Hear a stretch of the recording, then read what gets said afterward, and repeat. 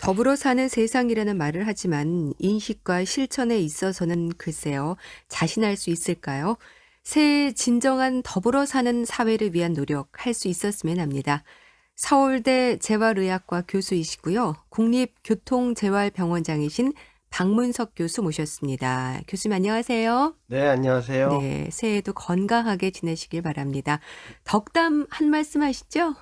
네, 저는 재활을 하는 사람이라 예, 저희 학회에서 재활의학을 나를 움직이는 힘이라고 만들었어요. 네. 그래서 새해 쥐띠해에 그 장애를 가지신 분이나 비장애인이나 모두 건강하게 많이 움직이시고 활동하시기를 기대하겠습니다. 네.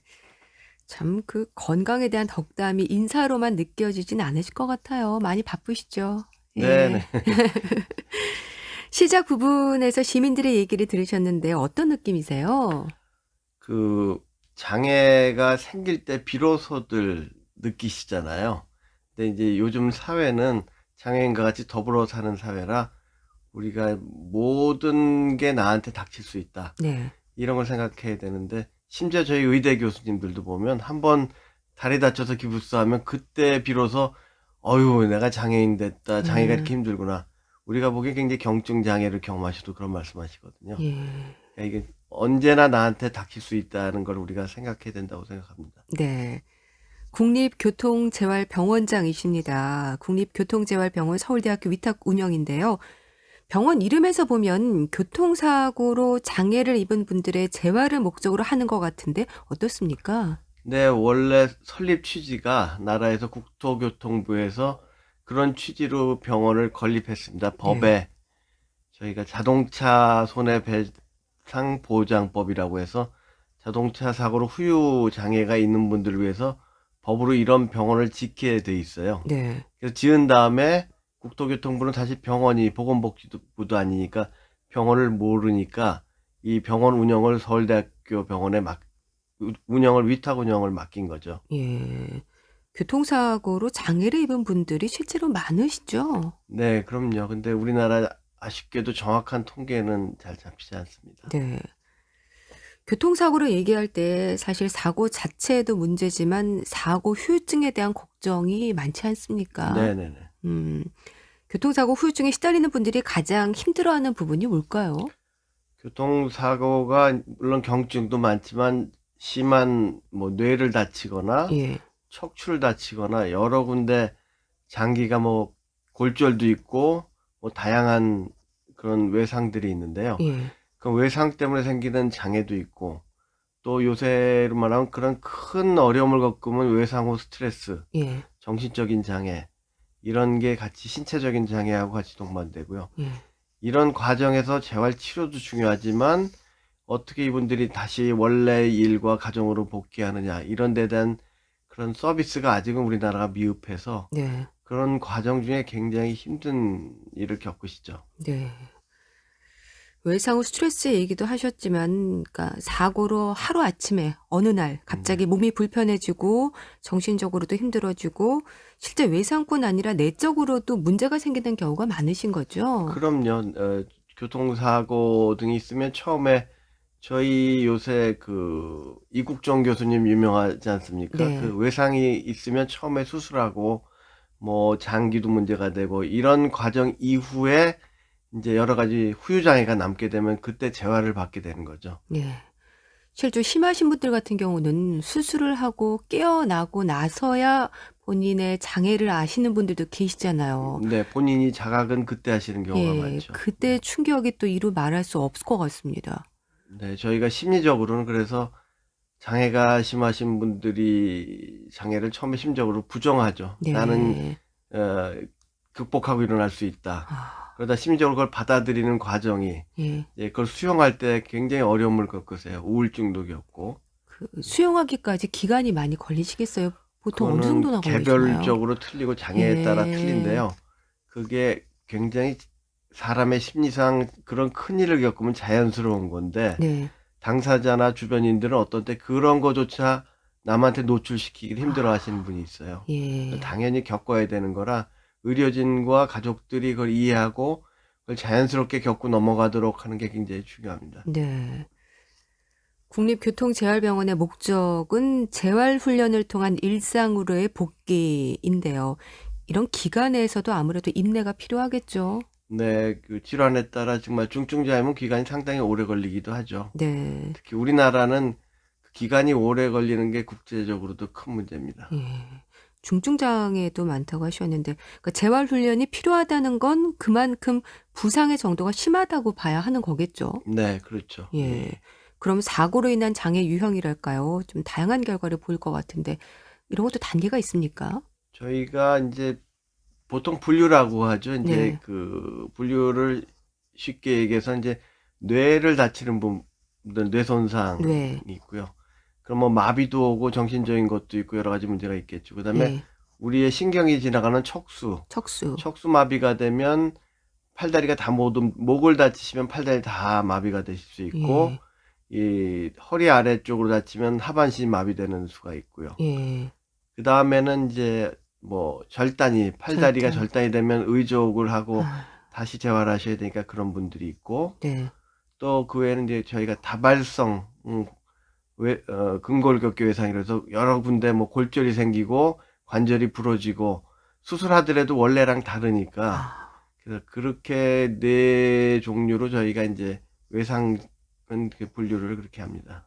그럼 그런 분류된 장애 유형에 따라서 재활 프로그램도 다양하겠어요. 네, 물론 그 특징이 조금 다르죠. 예. 예.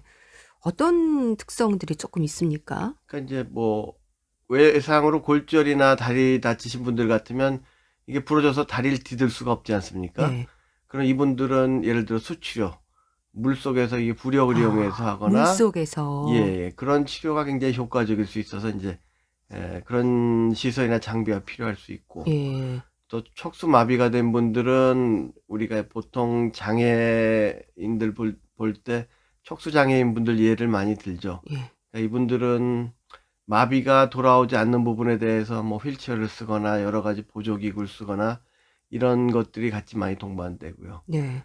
또 뇌 손상이 된 분들은 신체적인 마비뿐만 아니라 이제 심리적인 문제, 정신적인 문제 이런 것들이 같이 동반되니까 그 프로그램들이 저희가 뭐 그런 수치료, 기본적인 물리치료, 작업치료, 심리치료 이런 여러 가지 요소가 좀 다르게 제공이 됩니다. 네. 그럼 그런 프로그램은 어떻게 짜나요? 전문의로 구성이 돼서 짜는 건가요, 같이? 그렇죠. 저희가 쉽게 생각하시면 그 오케스트라를 생각하시면 되세요. 그 각각의 치료가 각각의 개별 연주라고 생각하시고요. 예. 예, 저희가 이제 저 같은 재활의학과 의사가 이제 지휘자라고 생각하시면 됩니다. 그래서 네. 예, 환자분들의 어떤 걸 어떤 컨비네이션으로 어떻게 제공해야 되느냐. 그리고 각 치료가 개별적이 아니라 전체 하모니를 이루어서 환자분 치료의 목적을 이루는 거니까 네. 이제 지휘자가 잘 선정해서 편곡을 해서 각 파트가 각자만 나가는 게 아니라 네. 환자분의 재활의 목적을 맞춰서 해야 되고 구성도 달라지죠. 예.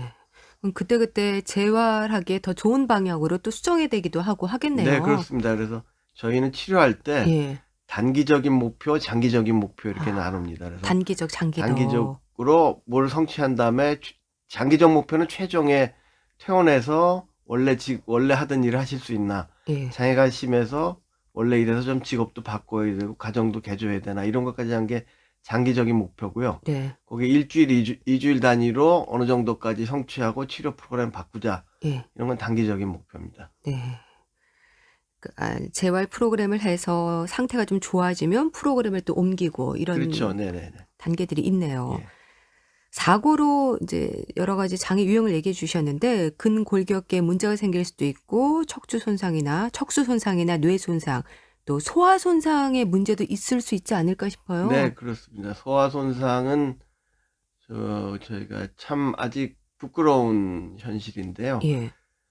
대부분의 이제 서울의 대형 병원이나 뭐 그런 외상센터에 모든 큰 질환들을 알 수 있는데 소화 질환은 사실 우리나라에서 소화 교통사고가 심각한 수준으로 많이 생기고 있을 텐데 뭐 자동차에 치는 경우도 있고 차 안에서 다치는 경우도 있을 텐데 네. 사실은 여기에 대한 자료나 이게 우리가 의료 전달 체계라고 그래서 이런 환자가 정말 이 전문적인 교통재활병원에 오거나 하는 시스템이 없어서 저희가 파악이 안 되고 있어요. 그래서 제가 네. 굉장히 이제부터라도 실태가 어떻고 중증일 때 정말 이런 기관에서 와서 치료해야 되는 거를 이제서 프로그램을 만들려고 합니다. 예. 사실 소아들 같은 경우는 뭐 성장도 하잖아요. 재활 그렇죠. 프로그램이 조금 다를까요, 네, 성향이? 굉장히 다릅니다. 그러니까 그 장애를 가진 채 성장을 하기 때문에 예. 어른들은 몸이 다 이루어진 다음에 어디가 뼈나 뭐 근육이 다 생긴 다음에 장애를 입어서 못 움직이더라도 변형이 없지만 아이들은 예를 들어 마비가 되면 마비된 부분이 자라질 않아요. 아, 그러니까 심각한 그렇군요. 변형이 생겨나죠. 예. 그래서 그 예방을 미리 알고 예방을 하면 그래도 어느 정도 괜찮게 유지할 수가 있는데 그걸 모르면 정말 성인이 됐을 때 왜 내 몸이 이 지경이 되도록 아무도 조언해주지 않고 의료 시스템에서 안 예. 해줬나 그런 원망을 할 정도로 심각한 변형이 생기게 예. 됩니다. 또 반대로 잘 치료하면 성인보다 더 호전되는 경우도 있겠어요. 그럼요. 그 아이들의 그 신경 조직은 특히 가소성이란 말을 하는데요. 예. 회복되는 능력이 어른보다 훨씬 빠릅니다. 그래서 예. 같은 척수를 다치거나 뇌를 다치더라도 아이들의 그 회복 속도는 굉장히 빠르고 능력도 좋고요. 예. 똑같은 마비가 있을 때 어른들은 휠체어를 타고 목발 짚고 못 걷는 신체 능력이다 하는데 아이들은 그 훈련시키면 목발 짚고 아. 다 학교도 다니고 할 수가 있을 정도로 예. 그 적응력이 좋습니다. 예. 그런 만큼 좀 적극적인 관심이 필요할 것 같습니다. 네, 그 시기가 굉장히 중요해서 시기를 놓치면 안 되죠. 예. 교통사고로 장애 진단을 받았을 때 마음도 힘들다는 이제 얘기를 해 주셨는데 이런 부분의 치료도 프로그램으로 준비가 돼 있는 걸까요? 어떤 상담 같은 겁니까? 네, 그 상담이 심리 상담도 필요하고요. 예.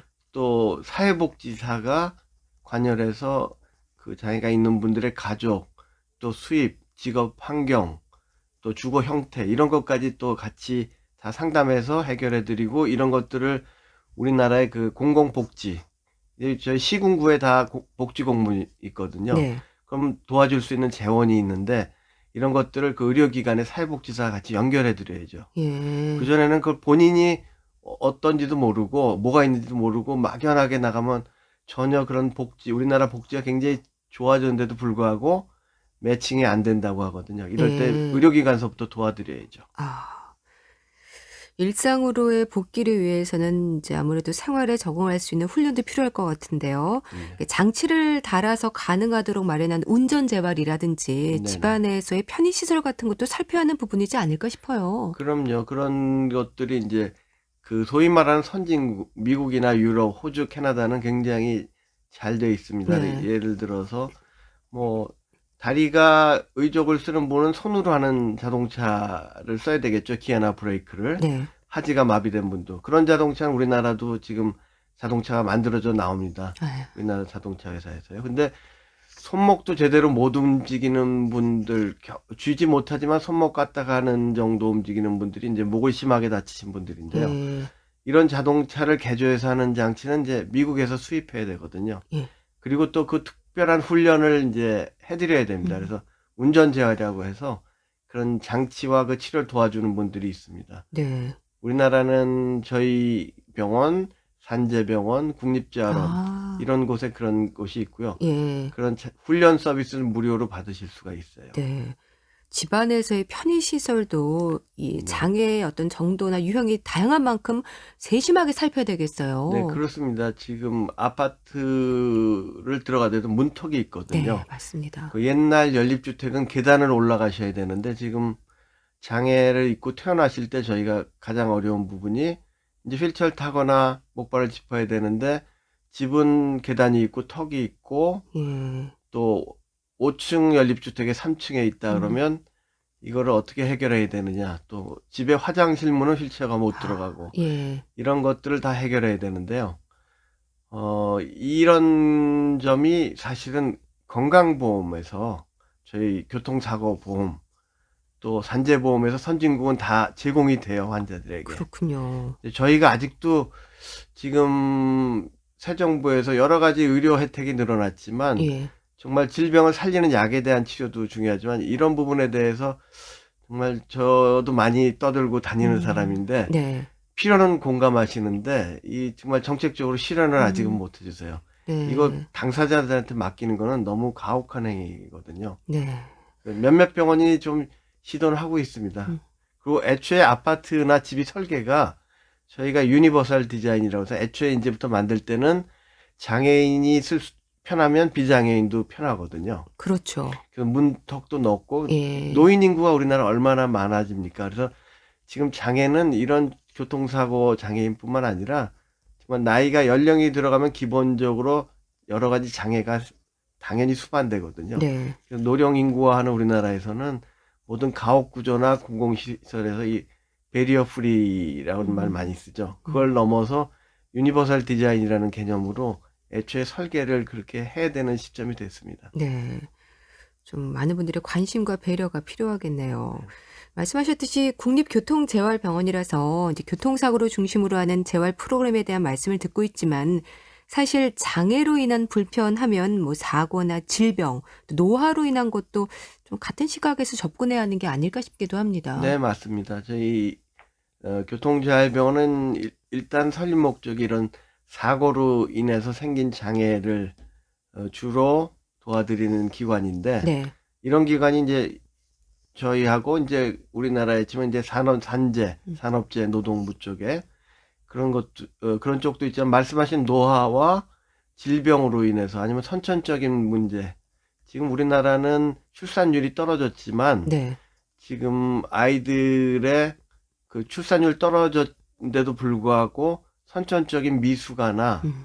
여러 가지 유전성 질환은 늘고 있습니다. 그러니까 나서부터 장애가 있는 인구 비율이 늘고 있고 말씀하신 대로 노령화가 진행되기 때문에 네. 노령화에서 필수적으로 수반될 수밖에 없는 장애에 대한 이 대책은 일반적인 재활에서 굉장히 중요한 부분입니다. 네.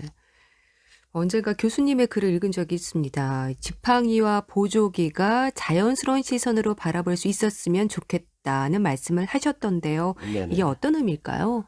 제 개인적으로 아쉬운 게 우리나라에서 장애에 대한 개념, 그러니까 요새 뭐 감수성이란 말 많이 쓰지 않습니까? 감수성. 장애인지 감수성, 장애 예. 감수성에서 이 지팡이를 너무나 장애를 상징하고 쓰는 분들도 수치스럽고 남들의 시선을 느끼거든요. 근데 네.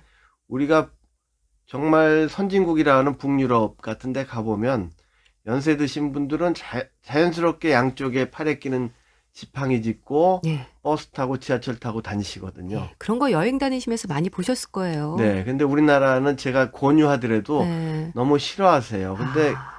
그 조금만 내가 불편하면 아주 경증 장애가 있을 때 지팡이 같은 걸 가깝게 생각하면 네. 관절도 보호하고 우리 관절 수술 너무나 많이 하는데 관절 수술하기 전까지 충분히 보호할 수 있는 기관들이 있거든요. 네. 경증 장애 아이들이 학교에 다닐 때 목발 짚고 아니면 팔에 끼는 보조기를 하게 하면 너무 싫어해요, 애들이. 친구들이 쳐다보니까. 예, 근데 이게 저희가 다른 나라에 가보면 청소년기에 그렇게 왕성하게 활동을 하거든요. 예.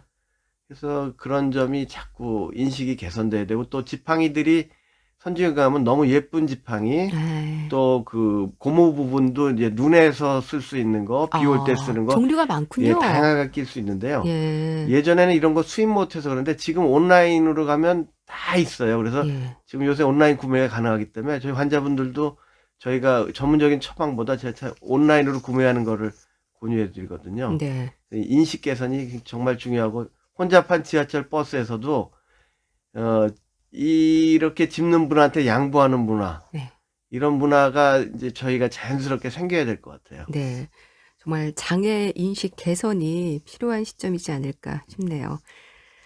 자, 오늘 서울대 재활의학과 교수이자 국립교통재활병원장이신 박문석 교수와 함께 사고로 인한 장애와 재활에 대해서 말씀 듣고 있습니다.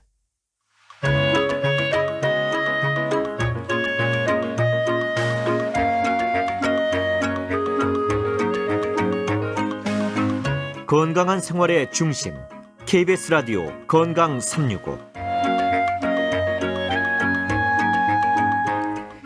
새해 우리가 함께 생각해야 하는 부분들, 사고나 질병으로 인한 장애가 있을 수 있죠. 그리고 장애를 바라보는 데 있어서도 인식 개선이 필요하다는 말씀을 해주셨습니다. 교수님, 인식 개선과 편의시설의 발전이랄까요? 그래도 변화가 좀 크죠? 네, 굉장히 변화가 크죠. 우리나라는 지금 서울이라는 대도시는 지하철 같은 경우에 몇몇 구역은 정말 장애인들이 편하게 오히려 선진국보다 런던 지하철보다 우리 지하철이 편한 부분도 있죠. 네. 하지만 이런 게 전국적으로 똑같이 돼 있는 게 아니라는 게 좀 음. 우리가 문제점이죠. 네. 사고나 질병으로 장애를 입은 분들이 이렇게 일상으로 좀 자연스럽게 복귀할 수 있는 방법이랄까요? 당사자나 사회가 좀 어떤 노력을 해야 될까요? 어, 당사자나 사회가 노력할 부분이 지금 경제적으로는 많이 그분들 도와주는 재원이 늘고는 있습니다. 근데 네. 이게 필요한 수요자한테 이제 제때 가는 게 어렵고, 예. 첫 번째 중요한 건 맨 처음 병원, 의료기관에서 재활치료를 할 때 저희가 다른 나라에 비해서 입원 기간이 서너 배가 길어요. 네. 그게 제일 중요한 문점이 뭐냐면 마지막에 퇴원하고 집으로 돌아가실 때 여러 가지 직업, 학생은 학교 돌아갈 때 거기를 도와주는 중재 역할, 예. 또 아까 말씀드린 편의시설이 집안이 어려울 때 집을 고쳐주거나 개조하거나 뭐 목욕시설, 뭐 화장실 이런 것들을 휠체어나 이런 게 들어갈 수 있게 해주는 이 분야에 대한 서비스가 우리나라가 아직 부재하기 때문에 예. 이게 두렵다 보니까 음. 심지어 입원 기간이 1년이 늘어나고 2년이 늘어날 수가 있거든요. 아. 그래서 이런 부분을 어떻게든 우리나라 경제 수준은 사실 반드시 이미 했어야 됩니다. 이게 저 네. 소득 3만 불인 국가라고 하면 정말 저희 외국 사람들 볼 때 수치스러운 분야거든요. 다른 네. 분야. 경제적인 부분에서도 많이들 좀 힘들어 하시겠네요. 그렇죠. 예, 그럼요. 예. 그 사회에 빨리 복귀할 수 있게끔 뭔가 도와줄 수 있는 그런 사회적 시스템이 좀 마련돼야 하지 않을까 하는 생각이 네. 듭니다.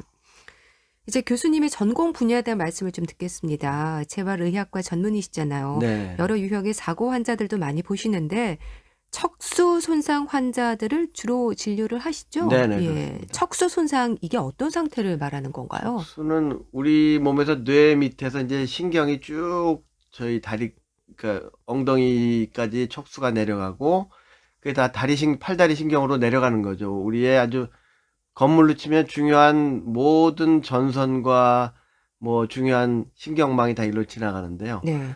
여기를 뭐 외상이나 아니면 여러 가지 이유로 병으로 다치거나 손상을 받으시면 그 아래 부분이 마비가 되는 거죠. 그래서 예. 목을 다치시면 팔다리가 같이 마비가 오고 가슴 아래쪽에 척추를 다치면 다리가 완전히 마비가 오는데 원인은 옛날에 뭐 교통사고도 있었고 산업재해도 있었고 하는데 그런 양상이 우리나라는 굉장히 빨리빨리 또 원인이 바뀌고 있습니다. 네. 그러면 이 사고 후에 마비가 오는 건 척수 손상이 원인인 경우가 좀 많은 편인 건가요? 그렇죠. 척수가 소위 말해서 이 척추가 사고로 이제 신경다발이 끊어지는 거거든요. 예. 끊어지는데 신경은 회복이 잘 안 되기 때문에 그 연결이 안 된 부분은 현재 뭐 여러 가지 줄기세포나 뭐 재생의학 얘기는 나오고 있지만 아직 완전히 성공한 건 아니고요. 네. 그럼 이 척수 손상을 입은 그 원인이 주로 교통사고 환자가 많습니까? 그건 시대별로 다른데 예. 우리나라에 이제 한창 경제 발전하고 소득이 낮을 때는 저 산업재해가 많았습니다. 예. 70년대, 80년대. 그다음에 자동차 사고가 이제 자동차가 많이 늘어나고 자동차 사고가 많이 늘어났는데 뭐 자동차는 굉장히 많이 보급됐지 않습니까? 근데 네. 요새 음주운전 단속 또 아. 과속 단속으로 해서 많이 줄었어요. 예. 그건 모든 나라가 선진국이 이미 그렇게 갔었고요. 그래서 척손상이 저희는 줄어서 저희가 할 일은 줄었지만 척손상이 줄어드는 건 굉장히 좋은 일이다라고 했었는데 최근에 다시 늘기 시작했어요. 왜 그런 건가요? 지금 아직 통계는 안 잡혔지만 1년 사이에 이제 저희 배달앱이 요새 뉴스 많이 나오지 않습니까? 예.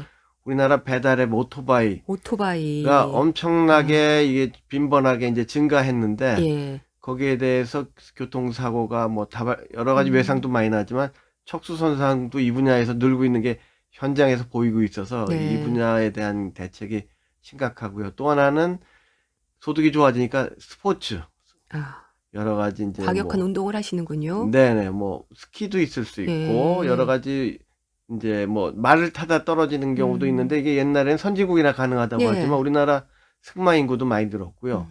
또 수영장에서 선진국에서 집 뒤에서 파티하다가 뭐 다이빙하다 생기는 게 우리나라는 큰 수영장밖에 없다고 생각했는데 이제 펜션 같은데 젊은 사람들 놀러 가서 술 먹고 다이빙하다 목을 다치면 마비가 오거든요. 예. 이런 경제가 좋아지면 생기는 스포츠 손상도 늘어나고 있고 네. 그런 게 새로운 현상입니다. 예. 근데 참 하반신 마비로 인한 장애가 주는 충격이라고 해야 될까? 일상의 변화가 크잖아요. 일단 네네. 혼자 생활이 안 되는 경우가 많은데 네. 대소변 관리도 어려울 수 있고 어떻습니까? 이 변화가 크죠. 그럼요. 심리적으로 굉장히 특히 대소변 관리가 사회생활하는데 큰 문제이기 때문에 네.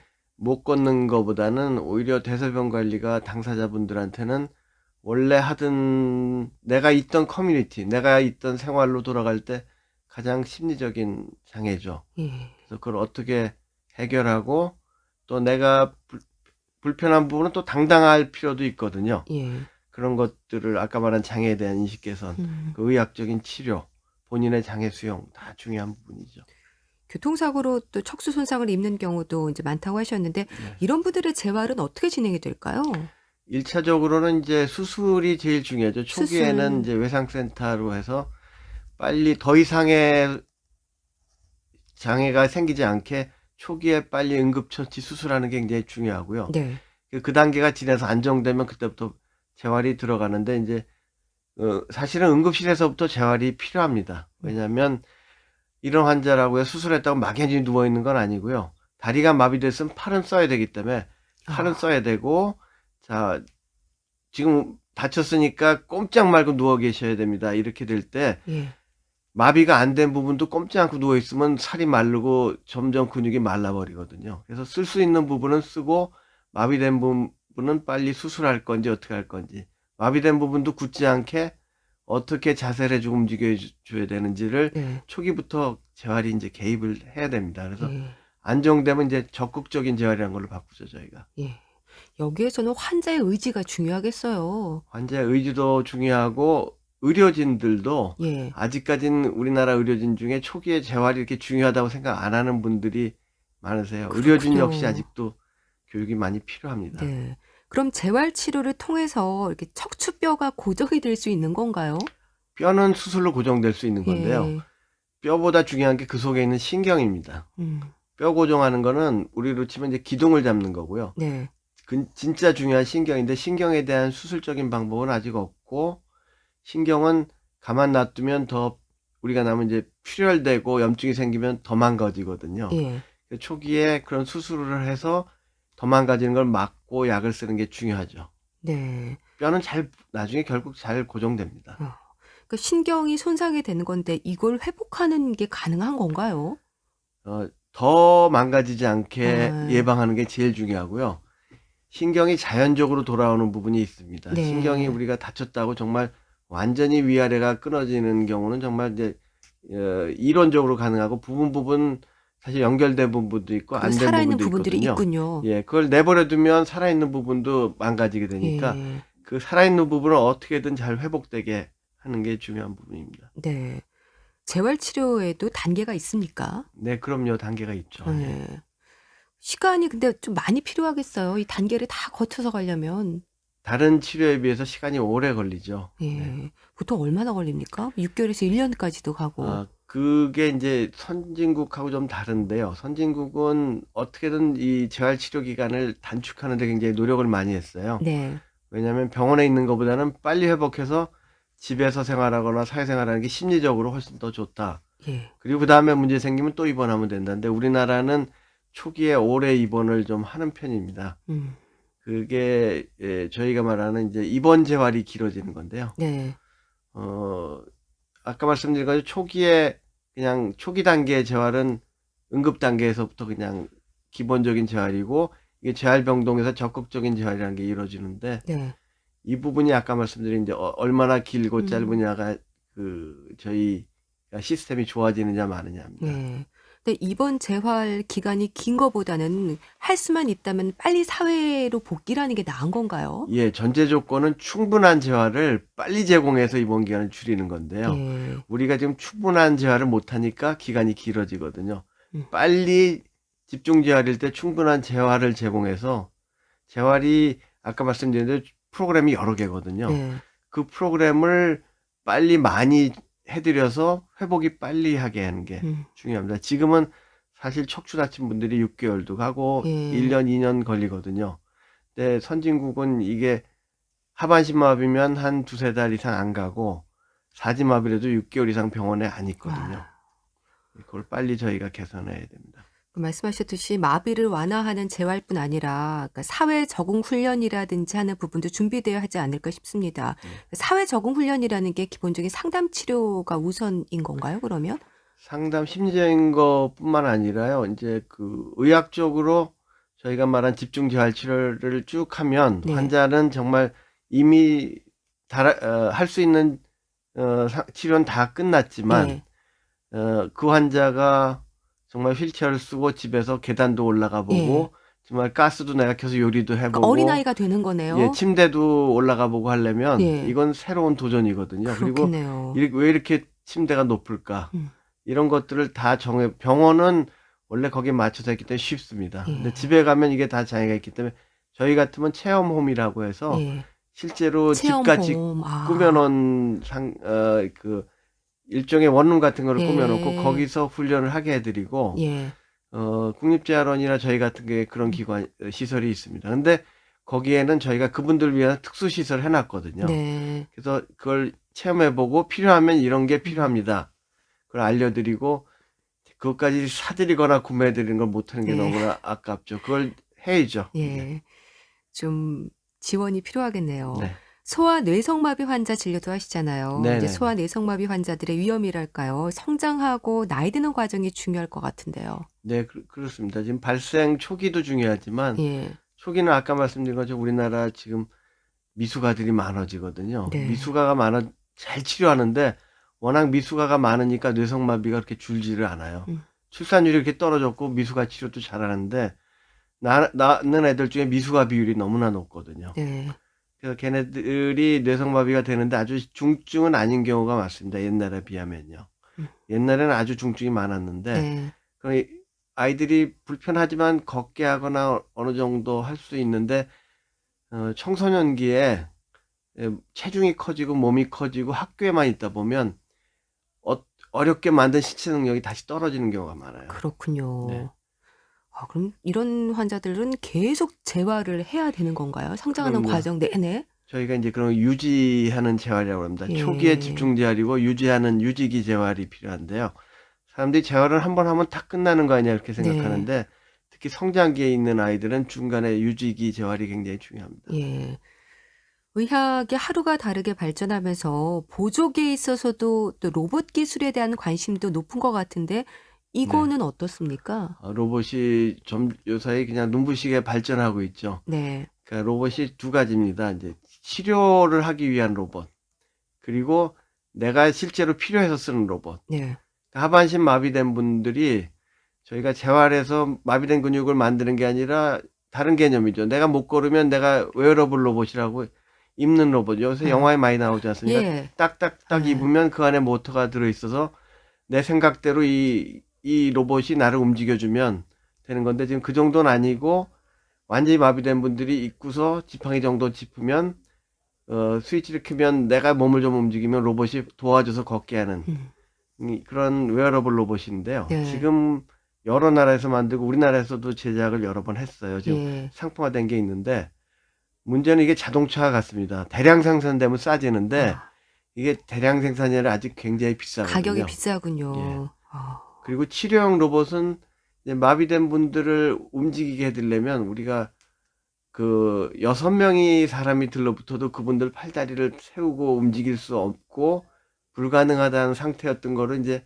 로봇을 입히면 그게 가능해지거든요. 네. 처음에 누워있을 때 2달을 거의 허송세월 한다고 치면 지금은 초기부터 로봇을 채워놓으면 그분들이 움직이게 할 수 있거든요.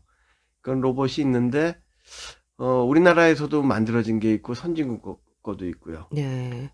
그런데 이것도 이제 만들어는 줬는데 의료보험의 혜택을 못 받으면 기계를 못 쓰기 때문에 저희는 빨리 환자분들한테 해드리고 싶죠. 예. 이제 건강보험에서 이걸 빨리 해결해야 됩니다. 의료보험 혜택이 좀 있었으면 좋겠네요. 네네네.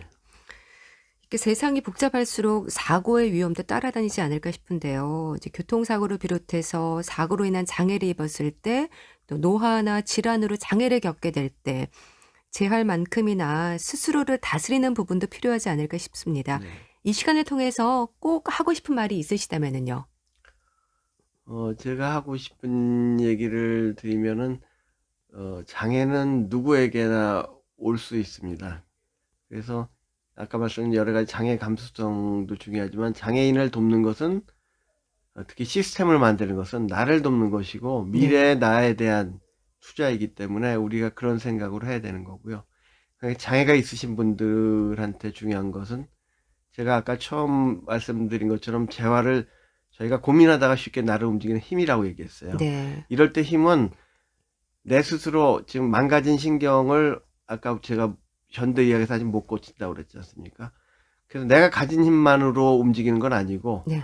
우리가 아까 말한 로봇이 있고 여러 가지 외부적인 힘도 이용해서 내가 움직이면 됩니다. 재활은 그래서 움직이는 건데 내 힘도 필요하고 기계의 힘도 필요하고 사회의 힘도 필요하고 결과가 움직이면 되는 거거든요. 네. 그렇군요. 이렇게 말씀드리면서 더불어 사는 세상의 의미를 다시 한번 또 떠올리게 되네요. 말씀 잘 들었습니다. 오늘은 국립교통재활병원장이신 서울대 재활의학과 박문석 교수와 함께 했는데요. 말씀 감사합니다. 네, 감사합니다.